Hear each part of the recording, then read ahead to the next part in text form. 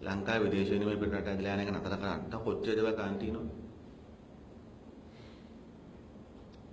දැන් මේකෙන් ඇදලා යන්නේ ඇයි? මේකෙන් ඇදලා යන්නේ මේ රටේ අවශ්‍ය විශ්වවිද්‍යාල ආරම්භ නොකරන නිසා. මොන දෙමාපියද දරුවෝ පිටරට යන කැමති? මේ රටේ විශ්වවිද්‍යාල ආරම්භ කළ යුතුයි. අලුතෙන්. මොකද අපේ රටේ ලෝකෙට යන්න පුළුවන් ඒකෙන් අපිට මේ මොනවද හදලා තව ඉස්සරහට යන්න බෑනේ. අපිට අධ්‍යාපනය තමයි යන්න පුළුවන් ලෝකෙට. විශ්වවිද්‍යාල හරි දරුවෝට උගන්වන්න ඕන. ඒතර ඒගොල්ලෝ ඇලස්කාවේ හරි ඇමරිකාවේ හරි කැනඩාවේ හරි ගිහින් ඉගෙනගෙන ලංකාවටත් මුදලක් එවයි. සමහර ලංකාවේ පදිංචියට ඒ රටවල පදිංචි වෙයි. ලෝක ජාත්‍යන්තර ආයතන වල වැඩ කරයි.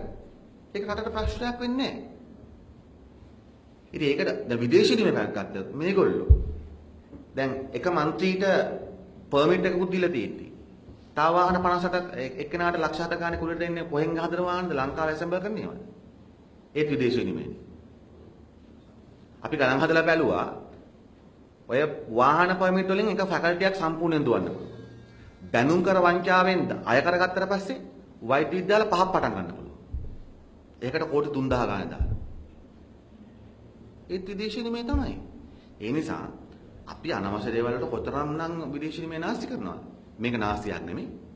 මේ අපි ඔක්කොම කතා කරන්නේ අධ්‍යාපනය ප්‍රමිතිය රැකගන්න.